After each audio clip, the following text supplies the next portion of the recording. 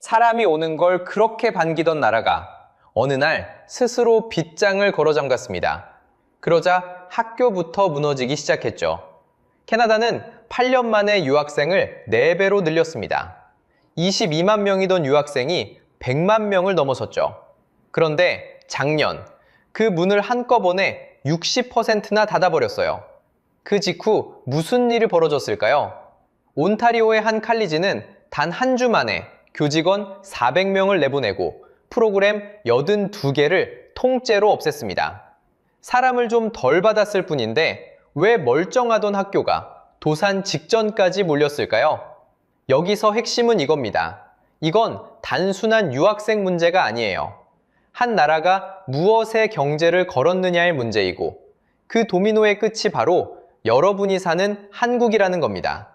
캐나다의 가계부채는 우리 생각보다 한국과 소름 끼치게 닮아 있거든요. 자, 그 회전문이 어떻게 돌기 시작했는지 지금부터 하나씩 파헤쳐 보겠습니다. 캐나다 온타리오에 코네스토가라는 칼리지가 있습니다. 우리로 치면 큼직한 전문대학쯤 됩니다. 한때는 유학생이 몰려들던 학교였습니다. 그런데 작년 10월 이 학교에서 단 한 주 만에 약 400명이 해고 통지를 받았습니다. 1명, 2명이 아니라 한 주에 400명입니다.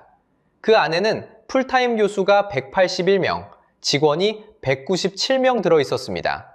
가르치던 사람과 학교를 돌보던 사람이 동시에 짐을 쌌습니다.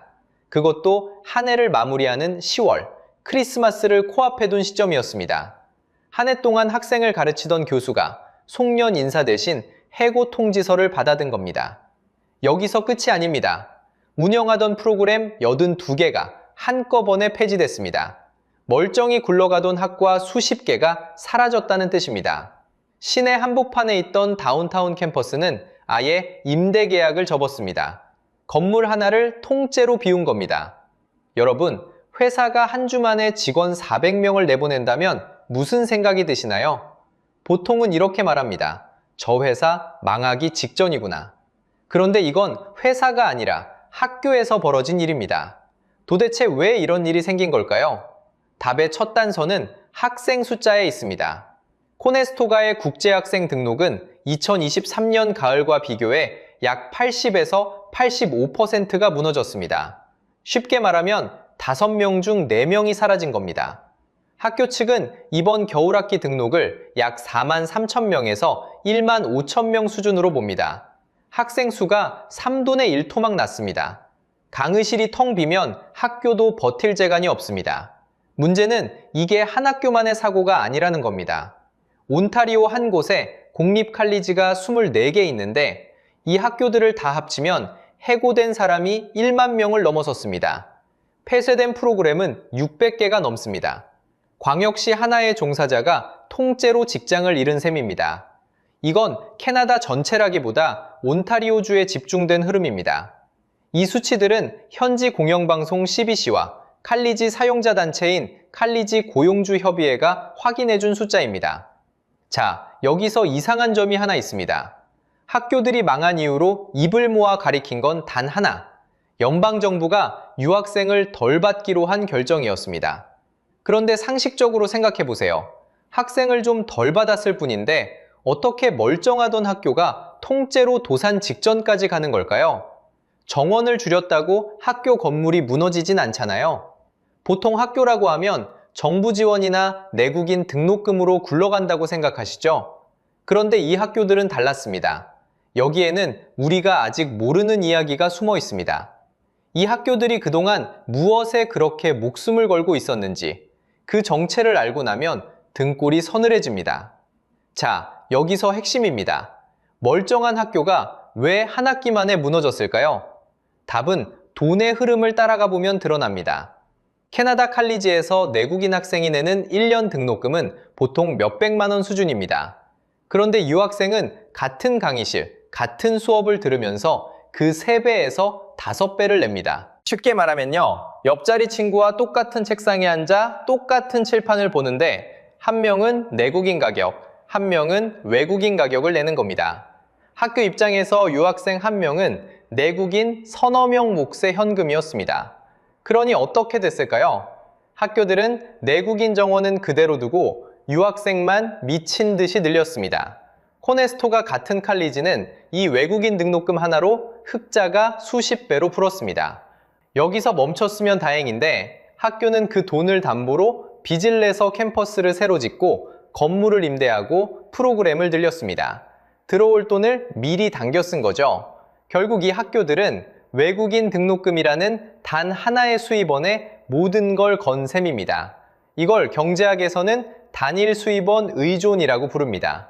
수입의 통로가 딱 하나라서 그 하나가 막히면 전체가 한꺼번에 멈춰버리는 위험한 구조를 말하는 거예요. 게다가 유학생에게 캐나다 학위는 영주권으로 가는 가장 확실한 지름길이었습니다. 다른 선택지가 마땅치 않으니 비싼 값을 알면서도 울며 겨자 먹기로 등록금을 낼 수밖에 없었습니다.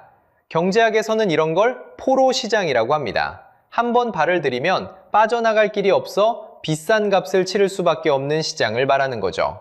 그럼 이 흐름이 얼마나 거대했는지 숫자로 보면요. 캐나다 유학생은 2015년 약 22만 9천 명에서 2023년 약 104만 명으로 늘었습니다. 8년 만에 4배입니다. 광역시 하나가 통째로 유학생으로 채워진 셈이죠. 임시 거주자까지 합치면 최근 5년간 약 200만 명이 들어왔고 2023년 한 해에만 인구가 127만 명, 3.2% 늘었습니다. 1957년 이후 가장 큰 폭입니다. 그런데 여러분, 도대체 이렇게 사람이 들어오는 걸 반기던 나라가 왜 스스로 빗장을 걸었을까요? 집값과 인프라가 한계에 부딪혔기 때문입니다. 사람은 쏟아져 들어오는데 집과 병원, 교통이 그 속도를 못 따라간 거죠. 그래서 연방정부는 2024년 1월 신규 유학 허가를 전년보다 35% 잘랐습니다. 여기서 끝이 아닙니다. 이민당국 IRCC 자료를 보면 2025년 신규 유학 허가는 1월부터 11월 누계로 1년 전보다 약 60%나 줄었습니다. 코로나로 국경을 걸어 잠갔던 때보다도 적게 발급된 겁니다. 문은 그냥 좁아진 게 아니라 3중으로 강화됐습니다. 첫째, 생활비 증빙 기준을 약 1만 달러에서 2만 635달러로 2배 올렸습니다. 둘째, 주정부 입학 확인서, 이른바 PAL을 새로 받게 했습니다. 셋째, 졸업 후 취업 허가 자격도 까다롭게 조였습니다. 진입장벽을 한꺼번에 3겹으로 쌓은 셈이죠. 이렇게 돈줄이 마르자 그 돈에 모든 걸 걸었던 학교부터 무너진 겁니다. 그런데 여러분, 문제는 학교만 무너진 게 아니라는 겁니다. 학생이 사라지면 가장 먼저 누가 곤란해질까요? 학교만이 아닙니다. 그 학생들이 자던 방, 바로 임대 시장입니다. 캐나다 전국 임대 공실률은 2023년에 1.5%였습니다. 1988년 이래 가장 낮은 숫자였어요. 빈방이 1000개 중에 15개 뿐이라는 뜻입니다. 사실상 방을 구하는 게 전쟁이었죠. 그런데 2025년 가을 이 숫자가 3.1%로 뛰었습니다. 단 2년 만에 2배가 된 겁니다. 밴쿠버는 더 극적입니다. 공실률이 3.7%까지 올랐어요. 무려 37년 만에 가장 높은 수치입니다. 토론토도 3%에 닿았습니다. 여기서 한 가지만 짚고 가겠습니다. 이건 캐나다 전체가 아니라 유학생이 몰렸던 특정 대도시 이야기예요. 빈방이 들면 어떻게 될까요? 집주인이 세입자를 골라봤던 시대가 끝납니다. 사상 최대 규모의 새 아파트가 완공되는데 들어올 사람은 줄었습니다. 그러자 토론토 원베드 월세가 하락으로 돌아섰어요. 지금 약 2,300달러에서 2,630달러, 우리 돈으로 240만 원에서 270만 원 선입니다. 월급쟁이 한 사람 실수령액이 통째로 방값으로 나가는 셈이죠. 집값이 이렇게 치솟자 정부는 아예 외국인이 집을 사지 못하게 빗장을 걸었습니다. 그 금지 조치를 2027년까지 연장했고요. 사람이 너무 몰려 집값이 감당이 안 되니 들어오는 문도 사는 문도 동시에 닫은 겁니다. 여러분, 그런데 이 숫자 뒤에는 사람이 있습니다. 영주권을 주겠다는 약속을 믿고 빚을 내서 비행기를 탄 청년들이요. 정형적인 사례를 하나 그려볼까요? 인도에서 온 23살 청년의 가족은 논밭을 담보로 학비를 마련했습니다. 그런데 입국 문턱이 3겹으로 높아졌어요. 생활비 증빙은 2배로 뛰고 입학 확인서가 새로 생기고 졸업 후 취업 자격까지 까다로워졌습니다. 들어오기도, 남기도, 돌아가기도 어려운 상태로 발이 묶인 겁니다. 빈 방은 늘었는데 정작 그 방을 채우려던 사람은 빚만 안고 갇혔습니다. 자, 여기 아까 함정이 있어요. 월세가 내렸으니 다행 아니냐 싶으시죠? 상식적으로 생각하면 그게 끝이어야 합니다. 그런데 시장은 그렇게 착하지 않아요. 수요가 갑자기 꺼지면 건설사는 삽을 놓습니다. 지금 새 아파트 착공이 위축되고 있어요. 그러면 2027년, 2028년쯤 다시 공급이 말라붙습니다. 사람이 돌아오는데 지을 집은 없는 거예요. 그때 임대료는 다시 튀어오를 위험이 큽니다. 내려갔다가 더 세게 올라오는 회전문 같은 구조인 셈이죠. 이 그림이 낯설지 않으실 겁니다. 한국지방대학가를 떠올려 보세요. 학생이 줄어든 동네의 원룸촌은 이미 불 꺼진 방이 늘고 있습니다. 외국인 유학생으로 빈자리를 메우려는 지방대도 적지 않죠. 사람이 빠지면 방이 비고 방이 비면 동네가 식는 이 순서는 바다 건너 일만은 아닙니다.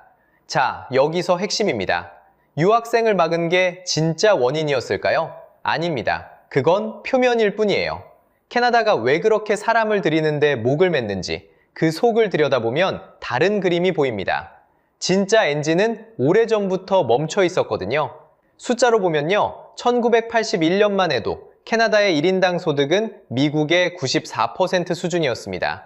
거의 어깨를 나란히 했던 거죠. 그런데 2023년에는 78%까지 내려앉았습니다. 시장 환율 기준으로요.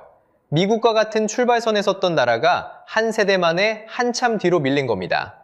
여기서 일부에서는 캐나다가 미국의 어느 가난한 주보다 못 산다고 말하기도 하는데 그건 측정 방식에 따라 달라지니 단정하진 않겠습니다. 분명한 건 격차가 벌어졌다는 사실이에요. 왜 이렇게 됐을까요? 답은 생산성에 있습니다. 노동 생산성, 쉽게 말하면 한 사람이 1시간 일해서 만들어내는 부의 크기인데요. 캐나다는 이게 10년 가까이 사실상 제자리였습니다. 같은 기간 미국은 약 3배 빠르게 끌어올렸고요. 한쪽은 뛰는데 한쪽은 걷기만 한 거예요. 미래를 위한 투자도 인색했습니다. 연구개발에 쓰는 돈이 경제 규모 대비 1.8%, OECD 평균인 2.7%에 한참 못 미쳤거든요. 발목을 잡는 게 또 있습니다. 캐나다는 같은 나라 아닌데도 주와 주 사이에 보이지 않는 장벽이 있어요. 국제통화기금 IMF는 이 내부 장벽이 무려 9%짜리 관세와 맞먹는다고 분석했습니다. 쉽게 말하면 한 나라 안에서 다른 주의 물건을 팔 때 외국에 수출하듯 비용을 무는 셈이죠. 그럼 그 많은 돈은 어디로 갔을까요? 생산이 아니라 부동산으로 갔습니다. 한때 자동차를 한 해 306만 대씩 찍어내며 세계 5위였던 나라가 2023년엔 150만 대로 반토막 났어요. 공장에서 빠진 돈이 집으로 몰린 겁니다.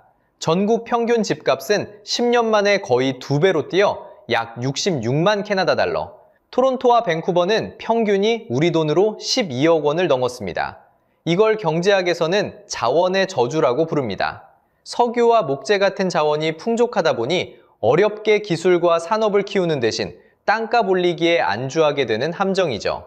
그래서 생긴 게 생산성 함정입니다. 만들어내는 힘은 멈췄는데 자산값만 부푸니 일해서 버는 사람은 영영 집을 못 사는 구조예요. 그 청구서를 받아든 게 바로 청년들입니다. 캐나다 29세 이하 청년의 60% 이상이 내 세대는 부모보다 못 살 거라고 답했습니다. 빚은 또 어떻고요? 가게가 1년에 쓸 수 있는 돈 대비 빚이 약 177%. 1달러 벌어 1.77달러를 빚지고 있는 셈이고 이건 선진 7개국 중 가장 높습니다. 그 빚의 무게는 숫자로도 드러납니다. 2025년 한 해 빚을 감당하지 못해 파산하거나 빚을 다시 짜야 했던 사람이 14만 명을 넘었습니다. 하루 평균 385명 꼴이에요. 1987년에 이 통계를 내기 시작한 이래 손에 꼽히게 많은 숫자입니다. 그러니 똑똑한 청년들은 짐을 쌌어요. 미국에 영주 취업한 캐나다인의 60%가 이민자 출신이고 그중 절반 가까이가 공학이나 수학 분야였습니다. 캐나다가 학비 들여 키워놓으면 그 인재를 미국이 데려가 과실을 먹는 거예요. 오해는 마세요. 이민을 받지 말자는 얘기가 절대 아닙니다. 사람을 못 받으면 또 다른 위기가 옵니다. 자원밖에 없는 나라가 사람마저 빠지면 엔진은 완전히 꺼지니까요. 문제는 사람을 들이느냐 막느냐가 아니라 들인 사람을 일하게 만들 엔진이 멈춰 있었다는 겁니다. 유학생 등록금은 그 멈춘 엔진을 가린 얇은 커튼이었을 뿐이고요. 자, 이제 가장 불편한 질문을 드리겠습니다. 이게 정말 캐나다만의 이야기일까요? 여러분이 매달 갚는 빚을 한번 떠올려 보세요. 캐나다 사람들은 1달러를 벌면 1달러 85센트의 빚을 지고 있었습니다. 처분 가능 소득 대비 가계부채가 약 185%였던 거죠. 쉽게 말하면 한 해 손해주는 돈보다 갚을 빚이 훨씬 많다는 뜻입니다. 그런데 한국은 어떨까요? 2023년 기준 약 186.5%였습니다. 캐나다와 사실상 똑같습니다. OECD 통계로도 둘 다 세계 최상위권이에요. 여기서 핵심은 이겁니다.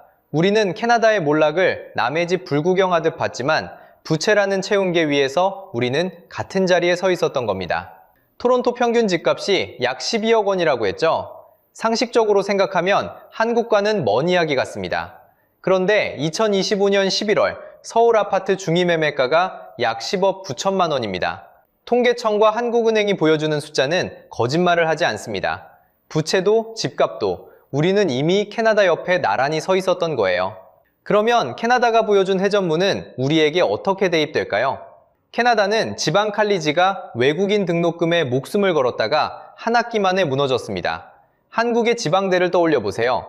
학령 인구가 빠르게 줄면서 적지 않은 지방대가 외국인 유학생으로 빈자리를 메우고 있습니다. 학생이 끊기면 학교가 흔들리고 학교가 흔들리면 대학가 원룸과 상권이 함께 식습니다. 캐나다가 겪은 그 도미노가 우리 지방에서도 충분히 돌 수 있는 구조라는 겁니다. 게다가 한국은 자원도 없습니다. 캐나다는 그나마 석유와 광물이라도 깔고 있었어요. 우리는 사람과 기술 말고는 기댈 곳이 없는 나라입니다. 그래서 더 위험할 수도 있는 거죠. 물론 아직은 한국이 조금 낫습니다. 소득 상위 20%와 하위 20%의 격차를 보여주는 5분위 배율이 2024년 5.78배였습니다. 캐나다보다는 양호하죠? 그런데 전년이 5.72배였습니다. 숫자가 벌어지고 있다는 게 문제입니다. 그러면 앞으로는 어떻게 될까요? 부채와 집값을 그대로 둔 채 인구만 줄면 캐나다가 걸은 길을 우리가 더 빠르게 밟을 수 있습니다. 빚으로 떠받친 자산은 인구가 받쳐줄 때만 버티거든요. 막을 길이 없는 건 아닙니다. 첫째, 돈이 부동산이 아니라 산업으로 흐르게 길을 터야 합니다. 둘째, 같은 시간에 더 많이 만들어내는 생산성을 끌어올려야 합니다. 셋째, 사람을 받되 인프라가 강당할 속도로 균형 있게 받아야 합니다. 너무 빨라도 갑자기 끊어도 회전문은 다시 돕니다. 자, 여기서 여러분께 묻고 싶습니다. 여러분 동네의 대학가는 상권은 지금 어떤 모습인가요? 활기가 도나요? 아니면 불이 하나둘 꺼지고 있나요? 댓글로 여러분 동네의 풍경을 들려주세요. 다음 영상에서는 캐나다 다음 도미노로 지목되는 나라, 가계부채와 집값에서 비슷한 길을 걷는 호주를 파헤쳐 보겠습니다. 오늘 영상이 유익하고 재밌으셨다면 구독과 좋아요 부탁드리겠습니다. 영상 제작에 큰 힘이 됩니다. 다음 영상에서 뵙겠습니다. 한때 유럽의 엔진이라 불리던 나라가 있습니다. 지금은 유럽의 병자로 불립니다. 라인강의 기적을 일군 나라, 세계 1등 제조 강국 독일입니다. 그런데 그 거인을 무너뜨린 건 전쟁도 경쟁국도 아니었습니다. 단 하나의 선택이었습니다. 충격적인 건 그 선택을 독일이 스스로 했다는 사실입니다. 세계 최고의 자동차와 화학을 만들던 나라가 중국이라는 황금알 거위 하나에 모든 걸 걸었습니다. 그리고 그 거위는 어느 순간 거꾸로 독일을 삼키기 시작했습니다. 2년 연속 마이너스 성장, 한 해에만 사라진 일자리 11만 개. 창사 이래 단 한 번도 독일 안에서 대규모 감원을 한 적 없던 폭스바겐이 독일에서만 5만 명을 내보내기로 했습니다. 도대체 무슨 일이 벌어진 걸까요? 그리고 더 무서운 건 이게 결코 남의 나라 이야기가 아니라는 겁니다.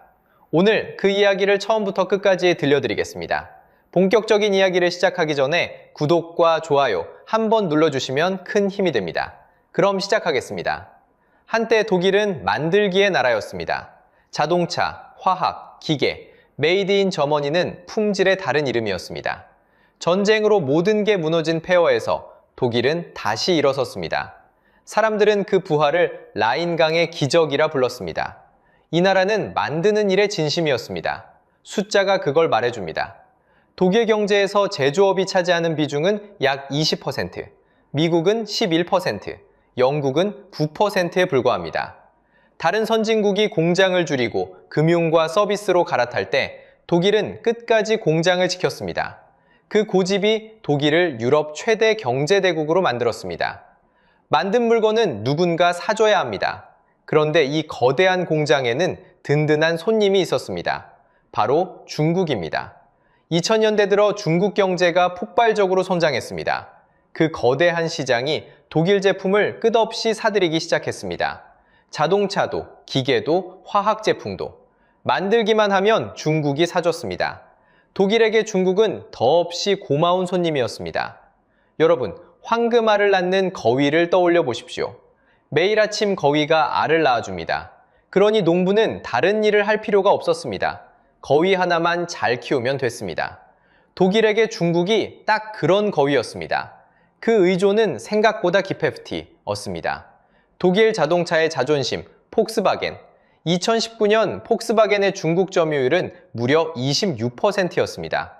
중국에서 팔리는 차 4대 중 1대가 폭스바겐이었던 셈입니다. 그룹 전체 판매의 약 3분의 1이 중국에서 나왔습니다. 중국은 점점 더 특별한 손님이 됐습니다. 그 사실은 기록에도 또렷이 남아 있습니다. 중국은 2016년부터 2023년까지 무려 8년 연속 독일의 최대 무역 상대국이었습니다. 8년입니다. 한두 해 반짝한 인연이 아니라 독일 경제의 일상이 된 관계였습니다. 기업들도 중국에 베팅했습니다. 전 세계로 나가던 독일의 해외 투자가 줄어들던 시기에도 중국으로 향하는 돈만은 늘었습니다. 한 해 독일의 대중국 직접 투자는 약 119억 유로, 우리 돈으로 17조 원이 넘는 액수입니다. 다른 곳에선 발을 빼면서도 중국에선 오히려 짐을 풀었습니다. 다들 한 방향만 바라봤습니다. 중국이었습니다. 세계 1등 제조 강국이 단 하나의 시장에 운명을 걸었습니다. 거위 한 마리가 알을 낳아주는 한 이 풍요는 영원할 것 같았습니다. 아무도 의심하지 않았습니다. 그런데 황금알을 낳던 그 거위가 어느 날 농부를 물기 시작했습니다. 거위가 거꾸로 주인을 삼키기 시작한 첫 신호. 그건 독일이 가장 자신 있던 분야에서 터졌습니다. 바로 자동차입니다. 독일은 100년 넘게 엔진의 나라였습니다. 정교한 기계, 묵직한 디젤. 그게 독일의 자존심이었습니다. 세계 어떤 나라도 독일 엔진을 흉내내지 못했습니다. 그런데 시장의 룰이 통째로 바뀌었습니다. 전기차가 등장한 겁니다. 전기차는 사실 자동차가 아닙니다. 바퀴 달린 스마트폰에 가깝습니다. 엔진이 사라지니 정교한 기계 기술이 쓸모를 잃었습니다. 이제 중요한 건 배터리와 소프트웨어였습니다. 독일은 이 변화를 가볍게 봤습니다. 전기차는 한때 유행일 뿐이라 여겼습니다. 그 사이 중국은 모든 걸 걸었습니다.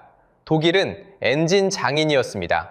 하지만 새 게임의 룰은 배터리와 소프트웨어였습니다. 그리고 그 룰을 쥔 건 중국이었습니다. 전 세계 배터리의 약 70%가 중국에서 만들어집니다. 결과는 안방에서 나타났습니다. 독일차의 중국 점유율은 2019년 약 26%였습니다. 그게 2024년 16%로 주저앉았습니다. 5년 만에 10%포인트가 사라진 겁니다. 순위는 더 충격적입니다. 폭스바겐은 오랫동안 중국 1위였습니다. 그런데 2024년 중국 토종기업 BYD에 1위를 내줬습니다. 2025년에는 또 다른 중국 회사 지리에 밀려 3위까지 추락했습니다. 비싼 차도 안 팔렸습니다. 한때 중국 부자들이 줄 서서 사던 독일 명차였습니다.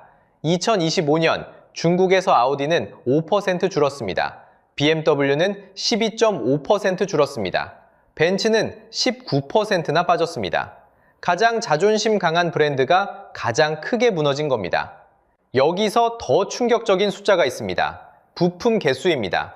엔진으로 가는 내연기관 차에는 부품이 약 3만 개 들어갑니다. 그런데 전기차는 약 1만 개면 충분합니다.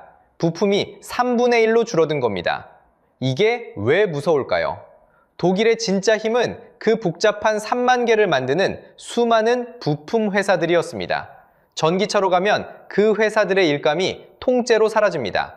독일이 가장 잘하던 강점이 거꾸로 짐이 된 겁니다. 그래서 독일도 뒤늦게 추격에 나섰습니다. 폭스바겐은 소프트웨어 자회사를 세우고 약 120억 유로를 쏟아다 부었습니다. 하지만 처참하게 실패했습니다. 결국 어떻게 됐을까요? 폭스바겐은 중국 회사 샤오팽의 기술을 빌려 쓰기로 했습니다. 자기가 만들지 못해 중국 기술을 돈 주고 사온 겁니다. 스승이 제자에게 기술을 배우는 셈입니다.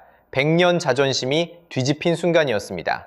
그런데 독일을 무너뜨린 건 중국만이 아니었습니다. 독일은 스스로의 발등을 찍는 결정을 내렸습니다. 2023년 4월, 독일은 마지막으로 남아있던 원자력 발전소 3기를 한꺼번에 멈춰 세웠습니다. 후쿠시마 사고 이후 메르켈 정부가 정해둔 탈원전의 마지막 수순이었습니다.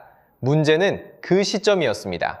하필이면 유럽 전체가 에너지 위기로 신음하던 한복판이었습니다. 원전을 끈 그날, 독일은 무엇을 얻었을까요? 답은 아무것도 없었습니다.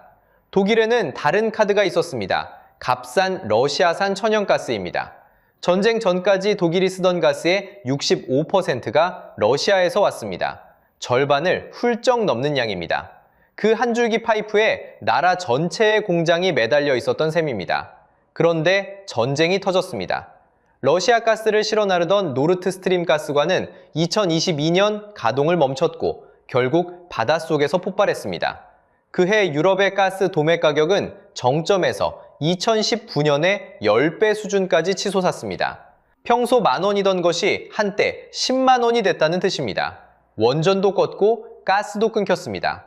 독일이 기댈 곳이 사라진 겁니다. 전기를 만드는 두 기둥이 동시에 사라지자 그 대가는 곧장 전기요금으로 돌아왔습니다. 독일의 산업용 전기료는 미국의 2배, 중국의 1.5배까지 올랐습니다. 전기료는 공장의 혈압과 같습니다. 눈에 잘 띄지 않지만 모든 제품의 원가에 조용히 스며듭니다. 같은 물건을 만들어도 독일에서 만들면 미국의 2배, 중국의 1.5배짜리 전기를 태워야 한다는 뜻입니다. 출발선부터 이미 지고 들어가는 싸움입니다. 제조 강국을 떠받치던 값싼 에너지라는 근육이 한순간에 빠져버렸습니다. 그러자 기업들이 짐을 싸기 시작했습니다. 가장 상징적인 곳이 화학거인 바스프입니다. 전기와 가스를 가장 많이 먹는 회사이기도 합니다. 바스프는 에너지 위기로 추가 비용만 32억 유로를 떠안았습니다. 우리 돈으로 4조 원이 넘습니다. 그리고 독일 본진을 줄이기 시작했습니다. 세계 최대 화학단지인 루트비히사펜에서만 누적 2,800명을 내보냈습니다.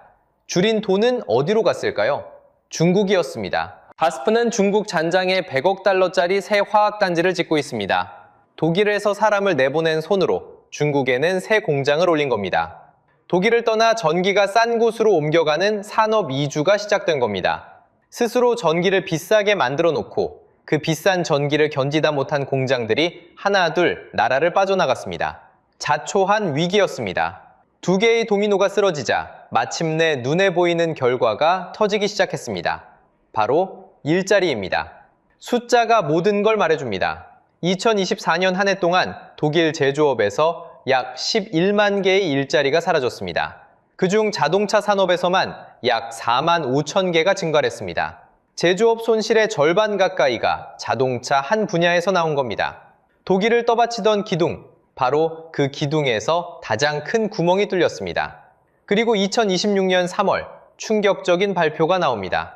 폭스바겐이 감원 규모를 그룹 전체 5만 명으로 늘리겠다고 한 겁니다.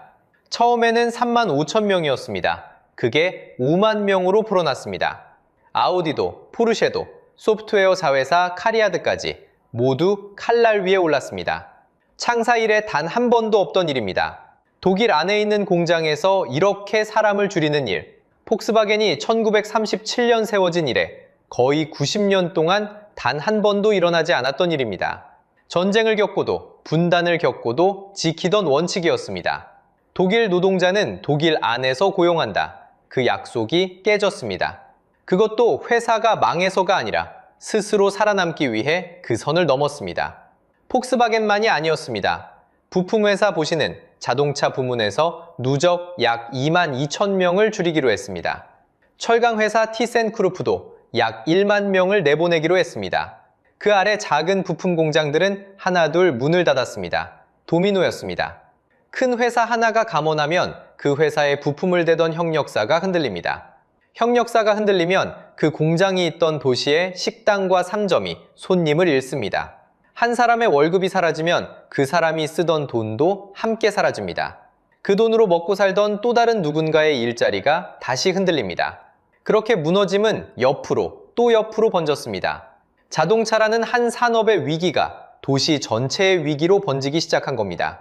회사 자체가 사라지는 일도 늘었습니다. 2025년 독일에서 문을 닫은 기업이 약 23,900곳입니다. 20년 만에 가장 많은 숫자입니다. 2009년 금융위기 때보다도 많습니다. 한때 독일을 상징하던 백화점 갤러리아 카우프호프는 4년 사이 세 번째 파산을 신청했습니다.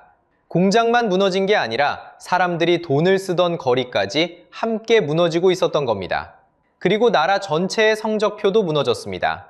2023년 마이너스 0.3%, 2024년 마이너스 0.2%, 2년 연속 뒷걸음질이었습니다. 한때 유럽의 엔진이라 불리던 나라가 이제는 유럽의 병자라는 옛 별명으로 다시 불리기 시작했습니다. 그렇다면 독일은 이제 끝난 걸까요? 여기서 우리가 반드시 짚어야 할 진실이 있습니다. 놀랍게도 독일 경제는 바닥에서 고개를 들기 시작했습니다. 독일 중앙은행인 분데스방크는 2026년 성장률을 0.6% 플러스로 내다봤습니다. 3년 내내 이어진 침체가 드디어 멈춘다는 신호입니다. 여기까지만 들으면 독일이 위기를 넘겼다고 생각하실 수 있습니다. 그런데 이 숫자의 정체를 들여다보면 이야기가 달라집니다. 공장이 다시 돌아가서 자동차가 다시 팔려서 살아난 게 아닙니다. 회복을 이끄는 건 2분기부터 본격화되는 정부의 돈입니다. 국방과 도로 같은 인프라에 나라가 직접 지출을 쏟아부어 헤드라인 숫자를 떠받친 것입니다. 정작 국민이 지갑을 여는 민간 소비와 일자리 시장은 여전히 차갑게 식어 있습니다. 원래 독일은 빚을 함부로 못 내는 나라였습니다. 헌법으로 신규 차입을 한해 GDP의 0.35%까지만 묶어둔 부채 브레이크라는 규칙 때문입니다. 그런데 2023년 11월 헌법재판소가 정부의 예산 우회를 위헌으로 판결하면서 재정에 발이 묶였고 결국 이 빚장을 풀고 나라 돈을 푸는 쪽으로 방향을 틀었습니다. 이걸 어떻게 봐야 할까요? 진통제로 잡은 통증과 같습니다.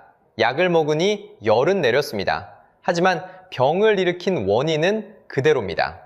세계에서 가장 비싼 전기, 안방까지 밀고 들어온 중국, 그리고 빠르게 늙어가는 인구. 이 세 가지 병은 정부가 돈을 푼다고 사라지지 않습니다. 특히 인구가 무겁습니다. 독일은 2036년까지 베이비붐 세대가 은퇴하면서 일할 사람이 약 700만 명 줄어듭니다. 일할 손이 사라지는 나라에서 정부 돈만으로 산업을 되살리는 데는 한계가 있습니다. 당장 독일 기업의 41%가 2026년에 사람을 더 줄이겠다고 답했습니다. 여기서 한 가지를 분명히 해야 합니다. 독일이 지금 당장 무너진다는 이야기가 아닙니다. 독일은 여전히 세계가 인정하는 기술과 브랜드를 가진 강국입니다. 문제는 방향입니다. 위기의 원인은 그대로인데 그 위를 나라 돈으로 덮어두고 있다는 것. 시간을 벌었을 뿐 병을 고친 게 아니라는 겁니다.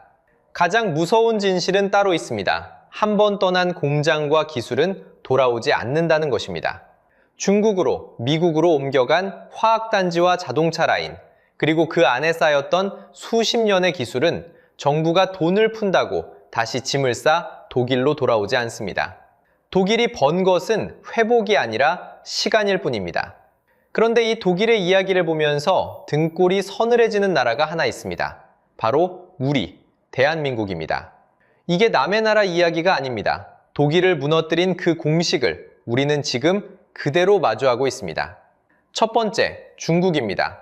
독일이 황금알을 낳던 거위에게 거꾸로 잡아먹혔듯이 한국도 가장 큰 시장에 깊이 물려 있습니다. 최근 한국의 대중 수출은 8.4% 줄었고 그 중심에 있던 반도체는 14.6%나 빠졌습니다. 더 무서운 건 방향입니다. 중국이 중저가 칩을 스스로 만들기 시작하면서 우리가 팔던 자리를 중국이 직접 채워가고 있습니다. 한때 서로의 빈자리를 메워주던 두 나라가 이제는 같은 시장을 놓고 맞붙는 경쟁자로 바뀌고 있는 겁니다. 독일이 안방에서 밀려난 그 장면이 우리에게도 시작되고 있습니다. 두 번째, 한국은 독일보다 더 한쪽에 쏠려 있습니다. 한 나라가 만들기에 얼마나 목숨을 걸었는지 보여주는 제조업 비중. 독일이 약 20%인데 한국은 24%입니다. 독일보다 더 만들기에 매달린 나라라는 뜻입니다. 그 말은 제조업이 흔들리면 받는 충격도 그만큼 더 크다는 뜻입니다. 세 번째, 인구입니다. 독일은 앞으로 10수년에 걸쳐 노동인구가 서서히 줄어듭니다. 그런데 한국은 그보다 훨씬 빠릅니다. 출산율은 0.75명, 세계에서 가장 낮습니다. 초고령 사회로 들어서는 데 걸린 시간은 단 17년, 세계에서 가장 짧습니다. 독일이 천천히 겪을 일을 우리는 압축해서 더 빠르게 마주하는 중입니다. 중국 의존, 제조업 쏠림, 빠른 고령화, 독일을 무너뜨린 세계의 함정 앞에 한국은 더 위태롭게 서 있습니다. 오래된 교훈이 있습니다. 한 바구니에 모든 달걀을 담지 마라. 독일은 중국이라는 한 바구니에 거의 모든 달걀을 담았다가 바구니가 흔들리는 순간 함께 무너졌습니다. 그렇다면 지금 우리의 달걀은 몇 개의 바구니에 나뉘어 있습니까? 독일의 이야기가 무서운 이유는 독일이 망해서가 아닙니다. 우리보다 먼저 그 길을 걸어간 나라이기 때문입니다. 독일은 우리 앞에 놓인 거울입니다. 그 거울 속에는 한 바구니에 모든 걸 걸었을 때 어떤 일이 벌어지는지가 이미 다 비치고 있습니다. 다행인 건 우리에게는 아직 시간이 있다는 점입니다. 독일이 치른 대가를 우리는 이미 보고 있고 그 실수에서 배울 수 있습니다. 독일의 오늘은 우리가 피할 수 있는 내일입니다.